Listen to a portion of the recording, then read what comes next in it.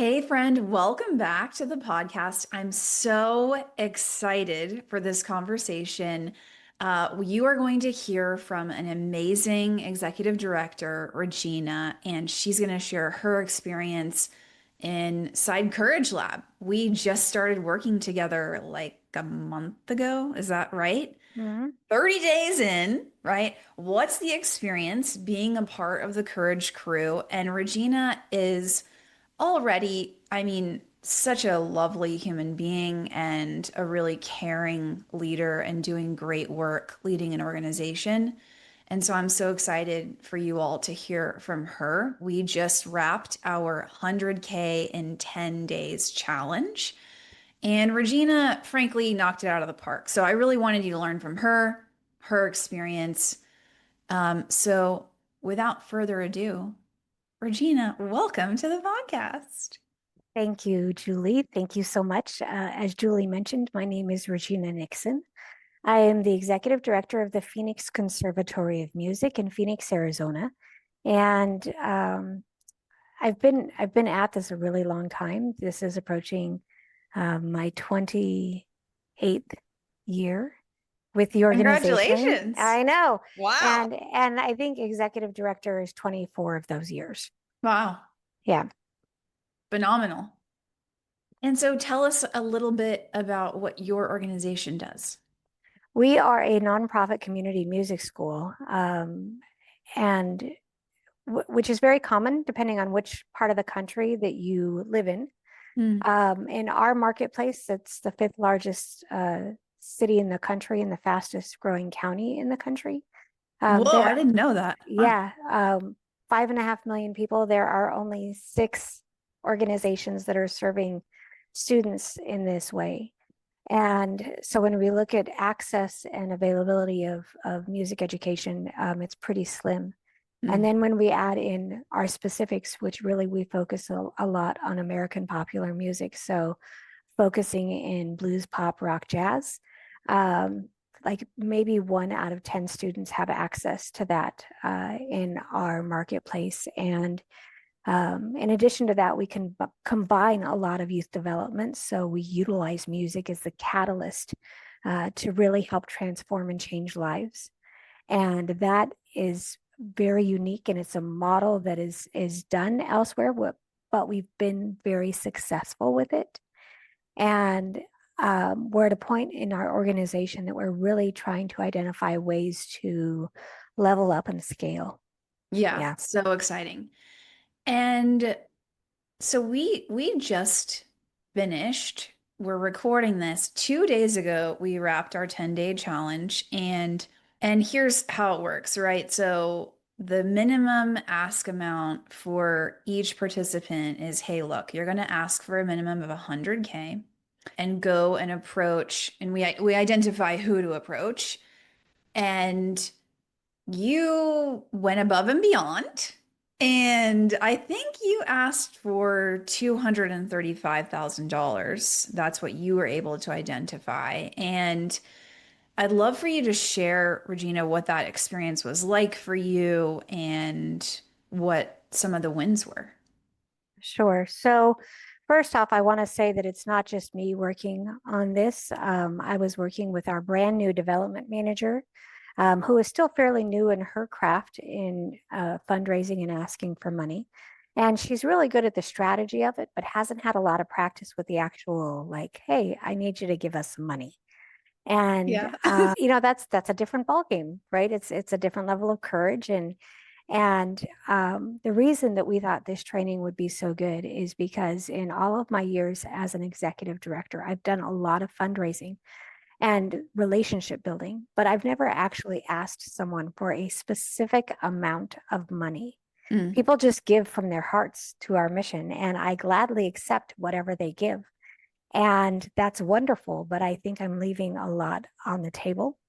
Um, and so, the idea of, I think we just had to approach it from a different psychological lens. And so that's why this particular training really appealed to us, is it gave us like specific how-tos. I'm also going to say that we've been doing a lot of training. and professional development in terms of fundraising or development, right? And we've spent a lot of time talking about the plan and the community newsletter and what the social post should look like, and all of these other things that are about educating people. And I think those things are important, but none of them get the job done in terms of actually raising your major gifts.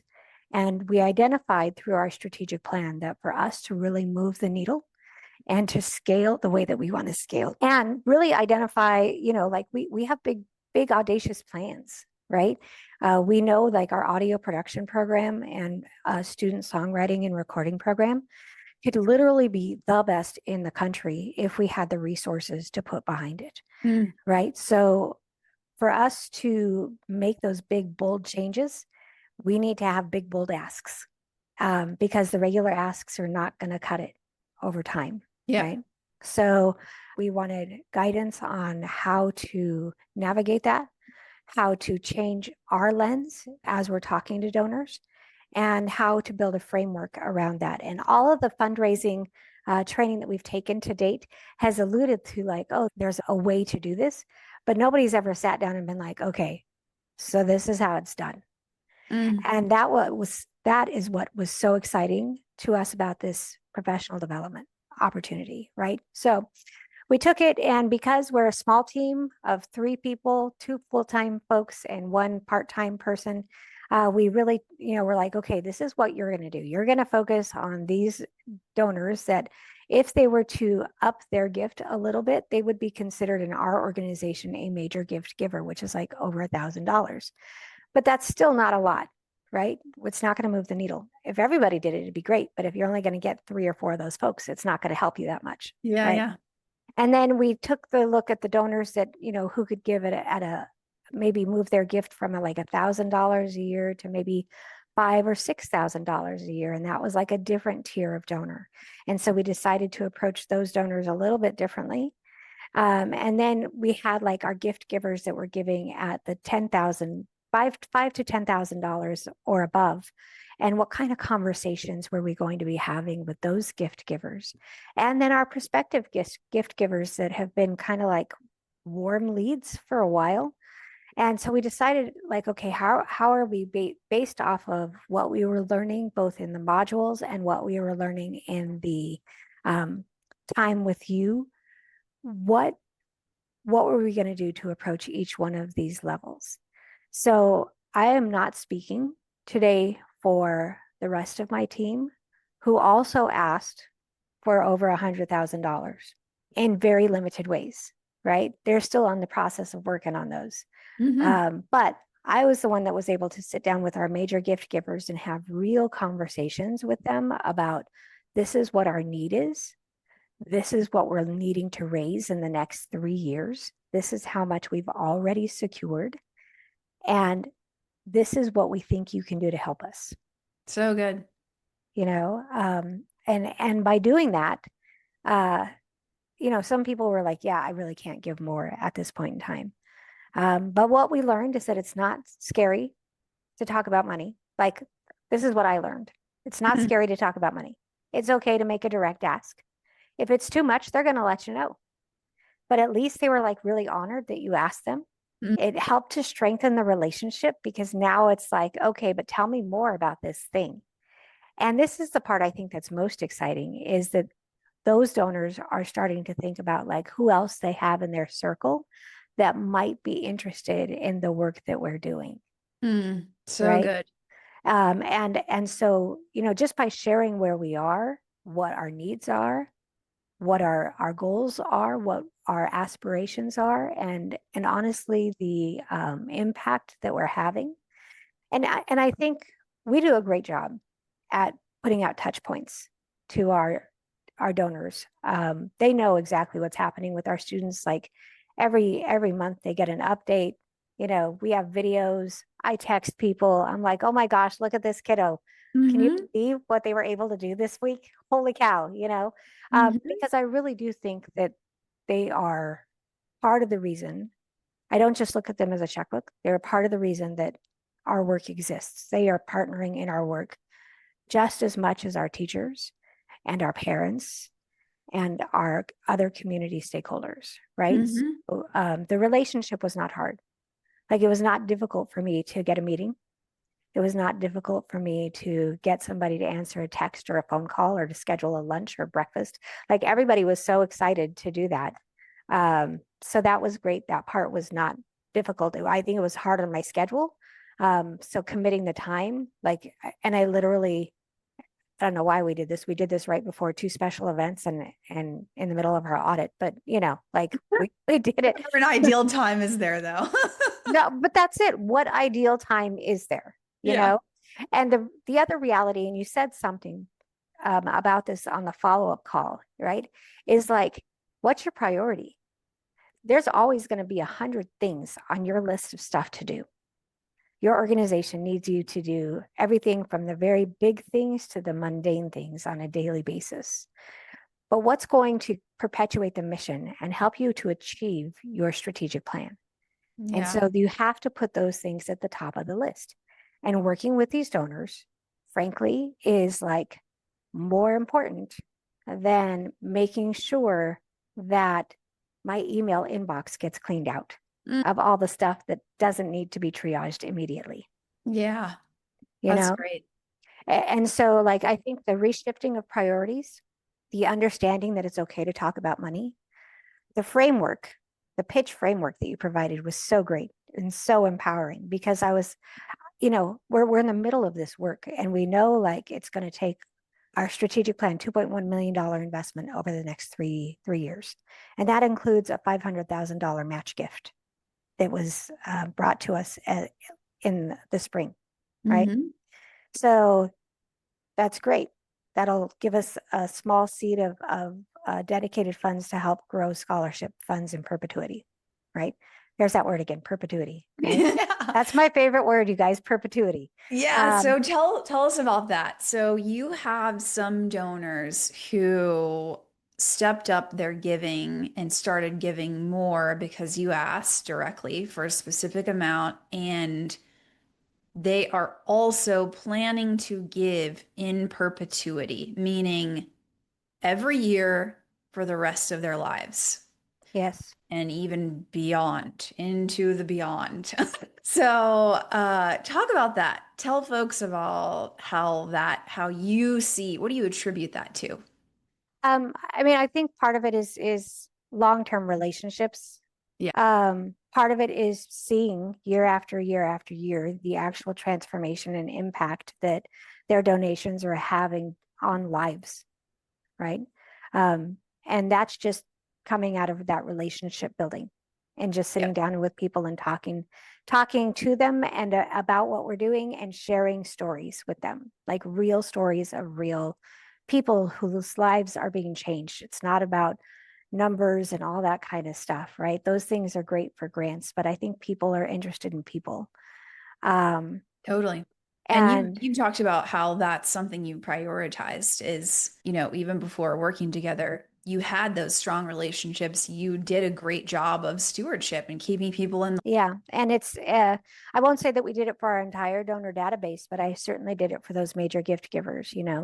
and have always been able to prioritize them because early on I saw that our student base is not where we're going to build up our gift givers, right? They're transactional givers that give for a short amount of time while their students are with our organization, if they even have the means. 70% of our population are on scholarship or financial aid. Their families are just trying to make ends meet. So $100 Right. gift for them is huge Right. and Yeah. something they should absolutely be proud of, but they are not going to help us move that needle, you Yeah. know? Um, so, I think that because we've been able to build those relationships over time, and especially as we're talking about the future. And I think that's the key is like, hey, we've done all of this stuff. And now look at what we're going to do moving forward. Yeah. It gives the donor the opportunity to think, how am I going to be a part of this story moving forward? Hmm. You know? And so the idea of, for a lot of our donors, building a fledgling endowment that will help us to provide scholarship opportunities for young people regardless of the economic climate, federal funds, state funds, city funds, um, what the tax codes are like, any of those types of things, I think is very attractive to donors. And so that's been a good conversation piece to have. But they also know we can't get there without taking care of the business that we have to take care of to begin with. Hmm. And so, what we've heard from a lot of people is like, okay, I can't continue, or I can't give you any more. Like I'm tapped out, but I can promise you that I'm going to keep giving you what I give you from now until I'm no longer here. And then I have found a way to make sure that that gift stays with you even after I'm gone. Wow. I know, and that's pretty cool. And that's pretty cool. And I mean, it's beyond cool. It's like the dream. it is because it's like stuff you can count on, right? Yeah. That's stuff that you can bank on and that you can grow on and that you can build hopes and dreams on and take risks on and try new things and just continue to build your capacity and better serve your community. So So good. yeah. So Congratulations. thank you. And so like when I look at the successes, first off, we have not to date raised over $100,000. We've asked for more than 100 a Hmm. couple times over, right? We have gotten a $75,000 pledge in writing. Thank you. Closing, right? Um, with a date on when it's going to be given and how it's going to be given. Beautiful. I love that. We have been able to again secure those gifts that we know are going to be coming in. We have figured out how to accept gifts of appreciated stock, Yeah, nice. and start talking to people differently about how they're giving so that we can talk about giving from their wealth and not from their cash assets, right? That Yep, changes the conversation. totally. And then I still have a couple people that are thinking about it that are like, okay, let me work with my finance team and see what I can do. Beautiful. So I think that, that $100,000 goal will come in by the end of the year. And more than that, we have the courage, yay, Courage Lab, to actually have like difficult conversations with people, right? Mm, With those donors who have been like lukewarm donors who are like dangling a carrot kind of in front of our faces. We're like, hey, we're a serious organization. We have serious plans. We need serious partners. If you're not that person, that's okay. Opt out. They'll still be your friend. But if you're that person, we need you to step up. Now is the moment, you know? so good. And, Let's and, go. That's and so awesome. yeah. And so we've gotten verbal, like, yes, I'm going to give you at least a starting pledge by the end of the month. Great. I haven't gotten it in writing yet. Working on it, Yeah, yeah, that's great. working on it, So all great wins. But I think the biggest win is just that we're getting used to talking about it, right? Yeah. I think, as we're thinking about the psychology of giving and quite honestly, like everybody's personal relationship with money as a fundraiser, even a while ago, like I don't know, we have time for a story. We have time for a Oh, quick yeah, story. go for it. Okay. So here's the deal. I went into this position not really knowing how to be an executive director. I knew how to Hmm. be a teacher and a musician and a music educator. I did not know how to work with a board of directors. I didn't know how to read a profit and loss statement. I didn't know how to write a grant application. Yeah. I didn't know any of that stuff. And so, like, all I heard about from other organizations was, well, that your board should help you fundraise. Your board should help you fundraise. So I Mm, was expecting my board to like go out and fundraise and that I wouldn't have to ask anybody for money mm, because honestly, like my personal relationship with money was very weird, mm, because of how I grew up and how I always saw resources being utilized in my family and mm, what generations of poverty did to people, right? mm, And so, like, I had this really weird relationship with money, and it took me a while to flip my lens and think like money is just a tool. mm, It's just a resource. The same way that like copy paper is a resource, or that if you're hungry, you need a sandwich, right? So, like, it's just a resource. And if we just talk to people about it like it's a resource, just something you need to get the job done, then we're taking out all of the psychology and the emotions around whatever that tool is. You're Mm, asking them for a screwdriver. mm, And if you were really friends with someone, I don't know that you would have a hard time being like, "Hey, can I borrow your screwdriver? Can you actually not even borrow? Can you give me your screwdriver because I have a really big need for that screwdriver right now so that we can build incredible things and do good work together." mm. You know? Fascinating.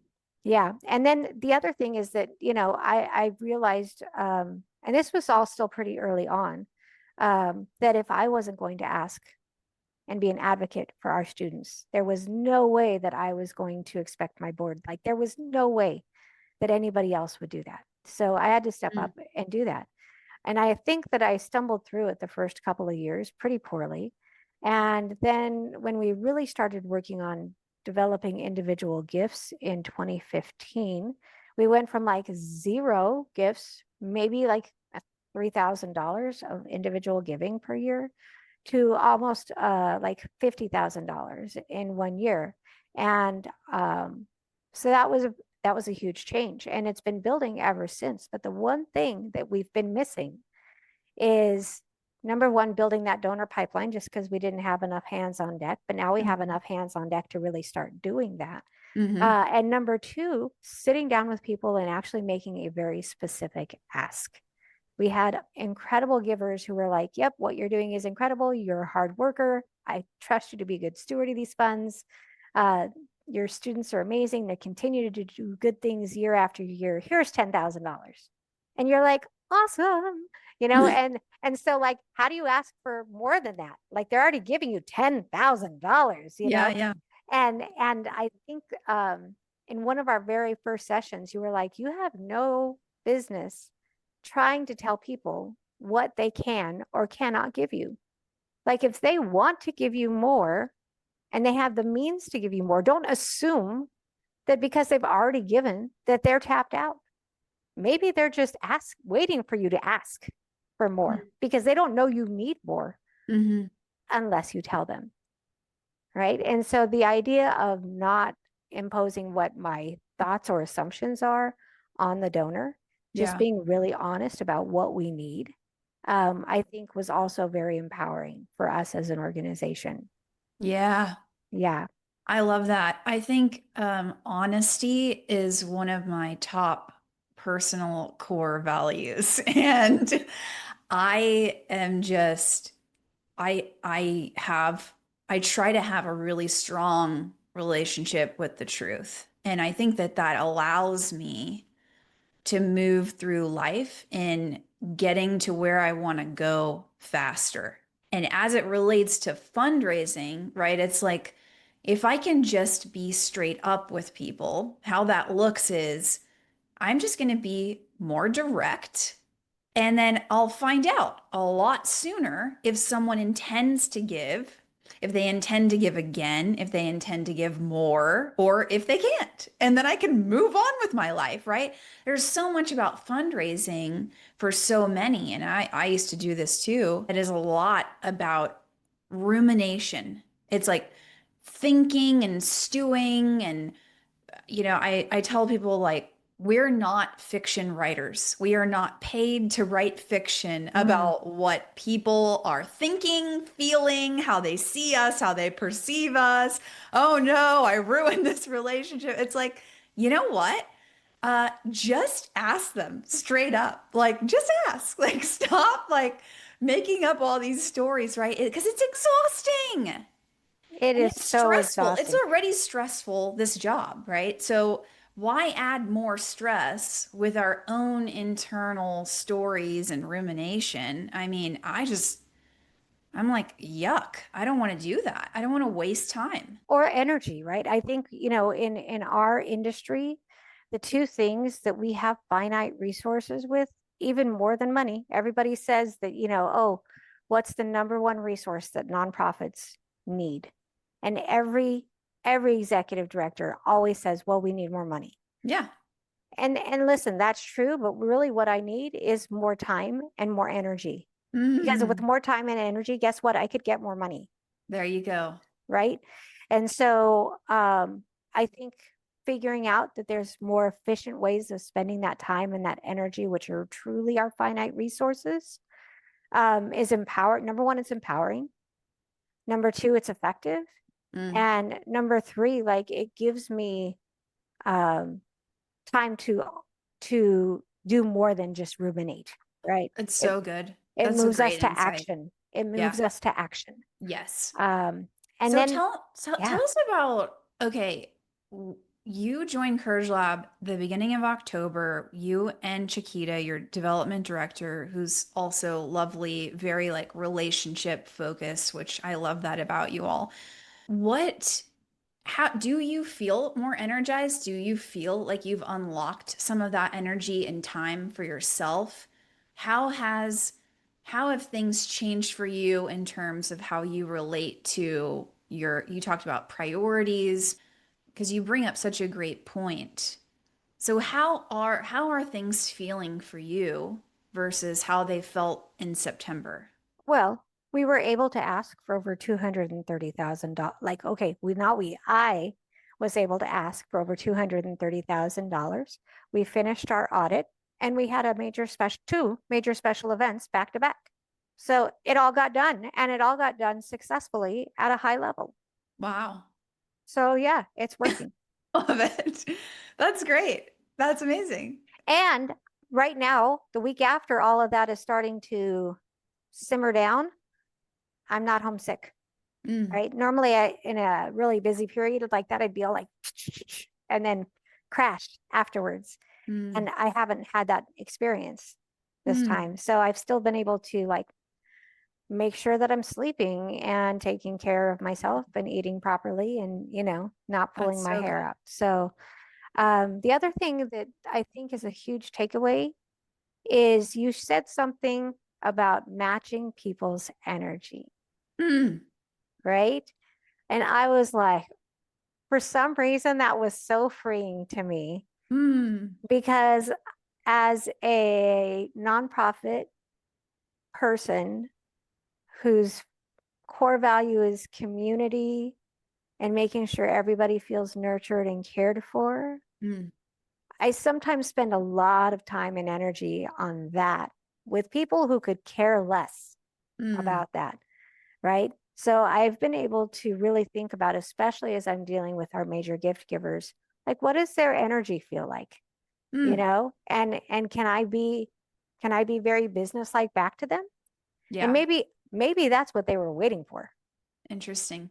You know what I mean? Maybe they were uh to your point, Julie, happy Tuesday. How are you doing today? I hope everything is well. They don't have time for that. They're busy people, Mm. and all that was doing was like, I gotta put on the, because I'm a busy person too, right? Yeah. Like I gotta put on the, and not that I'm not a happy person or that I don't care, but it's just like, you're putting away your CEO hat for like this happy, nurturing, caring, super friendly hat, which takes a different level of energy and a different level of time. Mm, And so if they're not feeding it back to you, if they don't appreciate that, mm. then it's okay to take that hat off and just keep the CEO hat on and talk business. It's Yeah. okay. Yeah.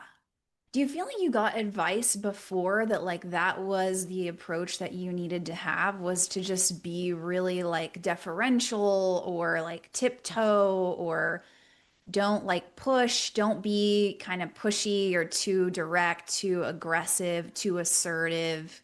I I, definitely got a lot of that advice and I would say I'm quote more naturally assertive, I guess you could say, right? Like that's more my personality. Um, but I mean, I wasn't always necessarily as assertive as I am now, but yeah, do you feel like you like people told you that like in throughout your career like, "Oh, make sure you don't overstep, like don't ask for too much," or no, I think that just like so much focus is put on relationship building mm, that I thought in my mind that relationship building meant that I have to be super positive and upbeat and happy all the time. huh. And that when I'm reaching out to donors, I have to be like, look at this shiny penny that I have, and look at how much good work you're doing, and look at how great everything is. Isn't this wonderful? Can you keep giving? Instead of being like, okay, so real talk, this is what's happening. Yeah. This is what our challenges are. Mm. This is what's going on, and this is what we need you to do, So good. Wow. you Yeah. know? And I can't tell you the amount of time and energy when I wasn't feeling like everything was a super shiny happy penny that it took me to put on that persona instead of just being like, hey, this is what we need at this moment because of this. Mm-hmm. Fascinating. Yeah. I think that so many people feel that pressure, especially in the role that you're in, that you really part of leadership, right? Being a good leader is to put on kind of a happier face and you want to represent the organization well, you know? Yeah. Yeah. Yeah, but if everybody thinks all you do is great and that you never have any problem, like even my board is all like, "Oh, Regina handles everything beautifully. She doesn't ever have any, problems." I'm like, I don't, like, did you read the report? You know, but I think the attitude is always just so positive and joyful and maybe not serious enough, Hmm. right? So I think through this process, made a new commitment to myself that it's okay to be authentic and it's okay to tell people like, okay, things are not horrible, but here's where our challenges are. Like we're doing okay, but we could be doing so much better, Yeah, that's great. you That's know? so good. I really hope that folks take that to heart and follow your example in that you can be an authentic leader and paint a real picture. And like you said, talk about the future, talk about the vision and get people enrolled in that, which you've just done beautifully. I mean, wow. Let's talk about your development director. So Chiquita's like 3 or 4 months in the role, Yeah, right? like she just finished her first quarter. Amazing. I know. And she asked for quite a bit of money too from like what I think folks would normally consider like a mid-level donor portfolio and asking them to increase gifts. And so talk about the change that you've seen in her and what you're proud of that, in the last 30 days. What have you noticed? Man, I think just a willingness, like first off, let me say she's been drinking from a fire hose because it's not like we ever have a quiet time in our organization life, Right. cycle. So it's like she's having to learn new vernacular and learn new people, learn about the new pacing, learn about, like where do we keep the pens while she's been trying to, navigate new relationships and ask donors. I think she was hesitant to be the one asking right away just Mm, because she hadn't built those relationships. And I think something that you said to her that the relationship is with the organization, not with the person asking, was very helpful to her.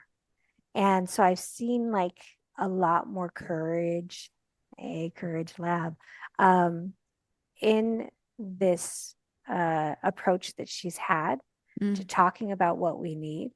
And again, just getting that practice of the pitch, right? And just kind of taking fear out of it. mm. And that's huge. That's huge for someone who's still looking for where the pens are, Yeah. right? Yep.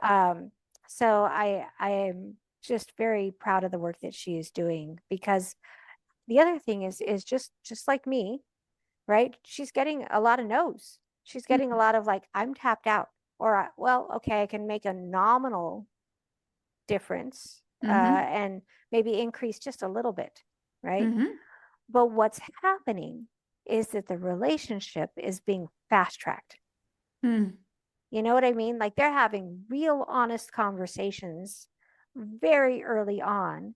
And so like some of my board members, some of our donors, they're no longer reaching out to me, which is kind of a weird thing. I'm like, "Hey, have you heard from I haven't heard from this person. Have you heard from this person?" And she's like, "Oh yeah, I got an email yesterday." I'm like, "Oh, okay." right? And so they're starting to expand their relationships with her and with our organization in a deeper way, Mm-hmm. right? Um, the other really cool thing I think is because we are approaching this work, Mm. like I don't know, I'm a pop culture nerd, and so I'm going to apologize for this in advance. Okay. But we work with teenagers, man. We gotta be, Yeah, we gotta yeah. be on the up and up, right? Even though right now it's all anime, not Marvel, but still, I'm a Marvel nerd, and I was a Marvel nerd even before the Oh, movies came out. All right, but like in the movies of the first like Avengers movie, yeah. they made like this cool weapon, and it was made, and it made the universe realize that our planet was open to a higher level of engagement, right? Mm. Because of the work that we're doing, we are now starting to get courted by some of the community foundations and other places that are working with donor advised funds to be more engaged in their community Mm. and to start showcasing the work that we're doing on their Mm-hmm. platforms. That's Mm-hmm. huge. Wow. Yeah. And so I think all of this builds a momentum that is so beneficial for our organization because, energy begets energy. Yeah. And the more that people are talking about it, thinking about it, and doing something about it, the quicker that work spreads, Yep. So all of that to say is that I think the thing that I'm the most proud of for Chiquita is just being brave enough to just jump in with both feet, Yeah. right? And it doesn't matter. Special event. Yeah, let's do this incredibly difficult because this is difficult professional development. It's not just active or passive learning. You're not just sitting in a workshop taking notes and thinking about how one day you're going to implement all this stuff in the future. Yeah. Yeah, no, it's like, okay, and go. And Yeah. you're like, all right, I'm going. Yeah. And so like I think that just her willingness to give that a try when she's so new in the position and so Yeah. new with the organization has been such a beautiful thing to see Mm-hmm. and so courageous. And every day that she engages this work in a positive manner, like I'm like, yeah, we totally made the right choice. Oh, Right. that's so good. Yeah. I'm so glad to hear that. Yeah. Yeah, I love it. I love that her takeaways from the challenge were, okay, so it's not as hard as I thought it was going to be, you know? And like hearing no is not as devastating as maybe I thought it was going to be. And even and you know, in the context of your organization, folks are like, yeah, I can't give more, but I'm gonna talk to someone to see if they'll donate. And I'm gonna ask my friend and I'm gonna do so they're like also somehow giving more, even though maybe they're not actually able to give more. And that was also the Correct. case for Chiquita, even though, right, the relationship, they might have been accustomed to hearing from you. Now they're hearing from this new development director and being asked to give more and approached with a direct ask. And I love that the highlight for her was really these relationships are getting stronger. Like Yeah. I'm actually like getting to know people and I'm so excited about that and just the long-term sustainability that that's going to bring. Yes. Yeah. And like I said, I think it fast tracks that in such a exponential way because it's not just like, oh, this is our new development director. Let's have some appetizers together, and you're like, oh, great. You know what I mean? Like Yeah. that's good. We've been having those meetings. Yeah. But when we start asking for resources and sharing our vision, it starts to turn into real talk. It's like that's where the authentic relationship, I think, Hmm. happens. Yeah. About And building the future together. That's so good. exactly, exactly. And that's where people can like be like, okay, this is where our concerns are. This is where we maybe see like an opportunity for you, or maybe and like some of those things are wonderful and oftentimes unasked for. you know. Mm. But I love to listen to all of them, uh, and act on the ones that are really solid, you know. Yeah. And what I also have found, and I haven't had a chance to talk to Chiquita about this specifically, most people are pretty okay with our like there haven't been a lot of questions Mm. about like, well, what are you going to do with this money? How is this going to change what you're doing? I think that the results of our organization and how we've stewarded funds in the past, like they speak for themselves. And Mm. so when we start talking about the future and how we want to expand and serve more kiddos and really start building this paradigm shift into a lot more music technologies, songwriting, creativity, um, and artistic voice, they're like, yeah, sign us up. We're in. Mm. How can we help? So You good. know? Yeah. Beautiful. Okay, so why did you pick Courage Lab? Why did you pick me? There's so many options. There's so many people who are teaching major gifts. There's lots of courses. Frankly, they're cheaper than mine. There's so many opportunities to work on this. Why Courage Lab? Why did you decide to work with me? For a couple reasons. I think number one, I just kept reading the blog posts and looking at some of the YouTube videos on LinkedIn and on YouTube, and I thought, you know, this is somebody who's like a straight shooter. There is no sugarcoating. There is no like, how do I put this sentence nicely? You know, it was just very straightforward. And that energy, let me tell you, is refreshing. Mm. The other thing, and I mentioned this earlier, right? It's not just watching a webinar or a podcast or a video of somebody telling you something you should do. And then you figuring out, like, okay, passively, I'm going to think about putting this into play one day, right? It's about doing, and it's about being held accountable for the doing, Mm.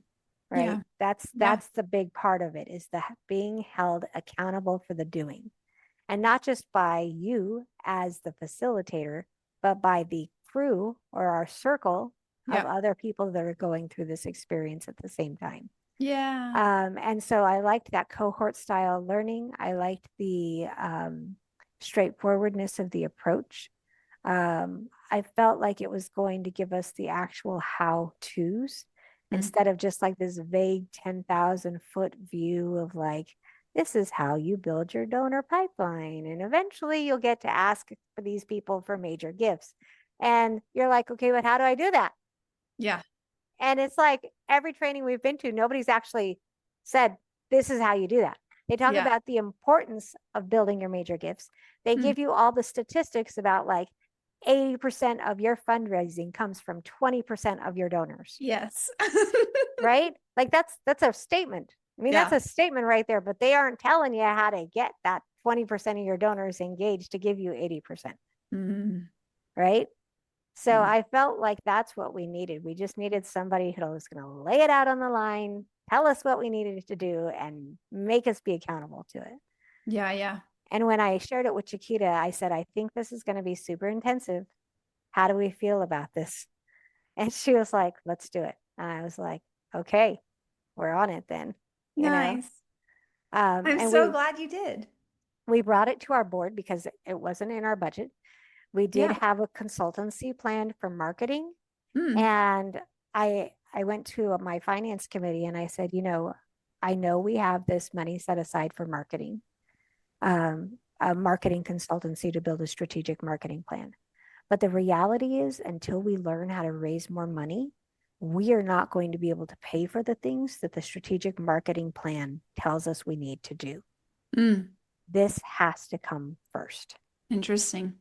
And without any hesitation, my chair of the board, my chair of the finance committee said, this organization has always put to excellent work any investment into professional development centered around fundraising.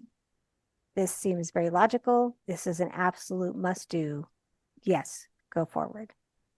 Nice. And also, I think like the guarantee that in 1 month you're going to make back what you are going to invest into this, Hmm. uh, like fail safe, was also very appealing to get it passed by the powers that be, Yeah.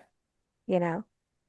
So, Yeah, I'll say I think since I started Courage Lab in the cohort model in 2021, I think I've had one or probably two people take me up on that. It just wasn't a good fit. They went, but of all the people who've gone through, it's like, yeah, I only want to really work with people who are incredible, like yourself, mm, and who I actually think I can help, right? Like this, the nonprofit world is small, and it is my reputation also. So I am very much invested in everyone's success who comes through. I'm like, I want to make sure that everybody wins.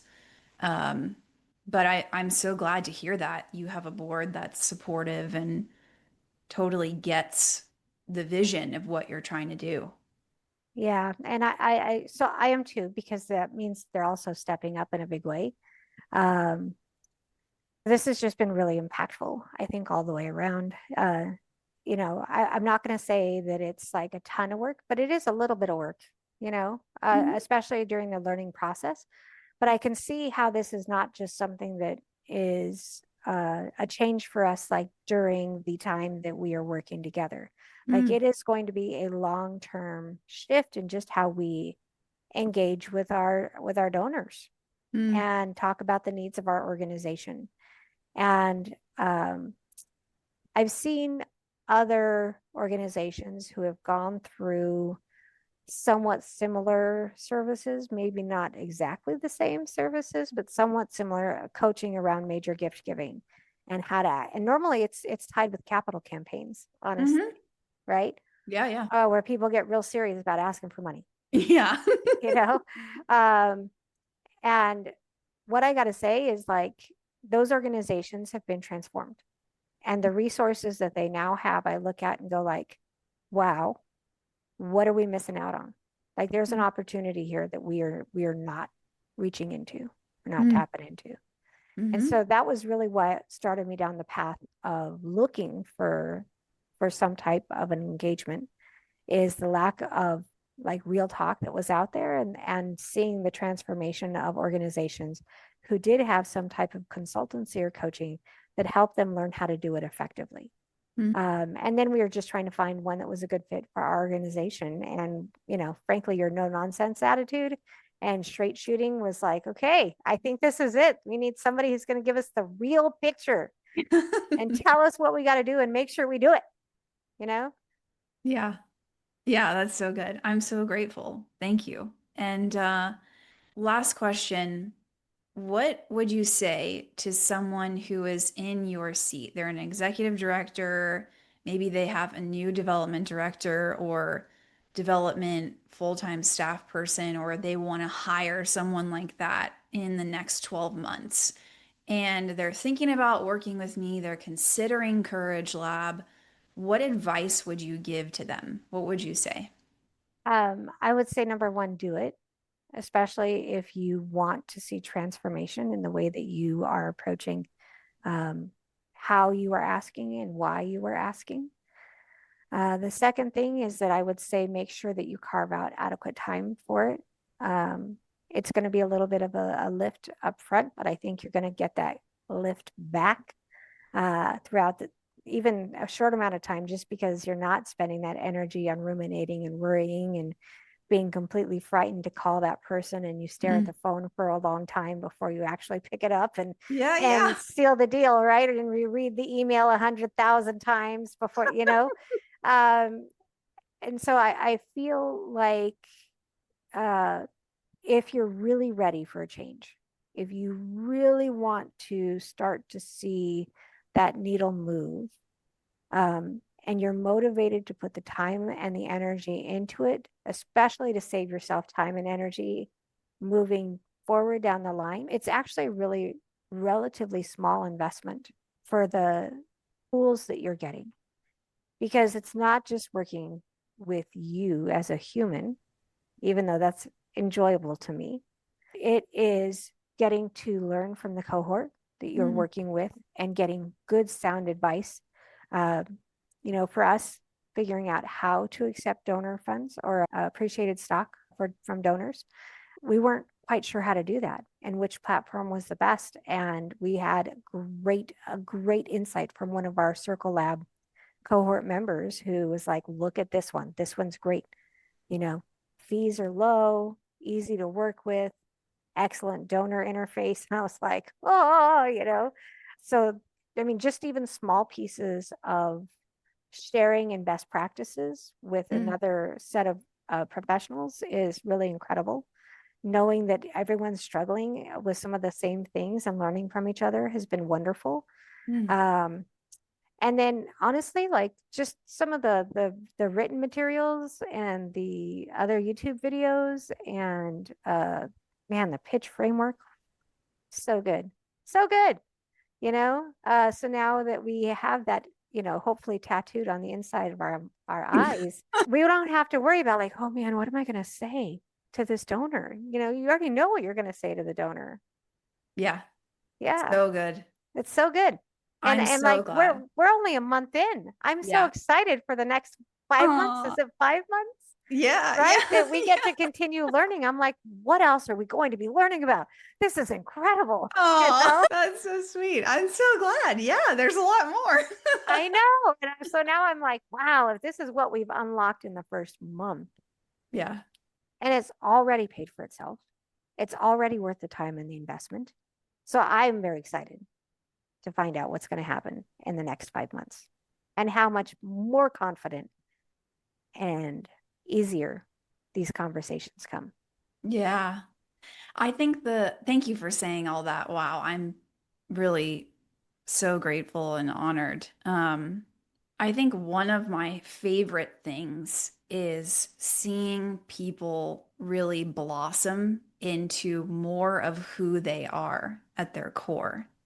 And I see that in you, Regina. I think that you're already, before even showing up to this experience, a really great leader. And I think we're just seeing more of you, more of who you are, and all of the different strengths and like your uniqueness is really shining even brighter. And you're just stepping into more of who you really are. And I think that's so amazing. And I think that people respond to that. I think that they give because they believe in you. They believe in your team. They believe that you're the ones who can create this impact because you are. And Yeah. showing up as yourself authentically and being more honest and direct in your own way, right? Like, I think that that is to me what's so beautiful and I just love seeing that. So, congratulations. Well, thank you. And thank you for all that you pour into us to help us unlock that in ourselves. I think that this work is so valuable that you're doing. There's a lot of people that try to teach people how to do other things. And I think, the accountability piece is really the big change factor. Um, so thank you. Yeah, thank you. And we are so very grateful for you and Oh, for this, and quite honestly for this opportunity. Um, it's, I think, gonna make, I feel like I've used this word 100 times today. I think it will be completely transformational for our organization, and it mm, will allow us to do the things that we dream about, and wow. and frankly that our students need us to do. Mm, yeah. Wow. Thank you. Wow. Yeah, it's the privilege of my life. I love what I do. So I'm just so grateful that I get to work with people like you and thank you. Thank you for sharing. Thank you for sharing your insights and your experience and your learnings. I know that so many people are going to get tremendous value out of hearing, your thoughts and it's really generous of you to take the time out. So thank you, Regina. Well, thank you, Julie. Thank you for the work, and thank you for helping us to become more courageous.